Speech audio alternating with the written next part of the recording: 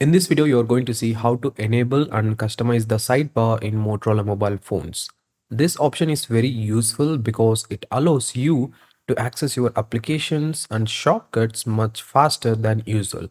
So follow the steps I'm about to show you to avoid any confusion or errors. First, open the settings on your mobile phone, then scroll down and select the gestures option. Here, choose the sidebar feature and enable it. After that, you will notice a small setting icon at the bottom left side of your screen.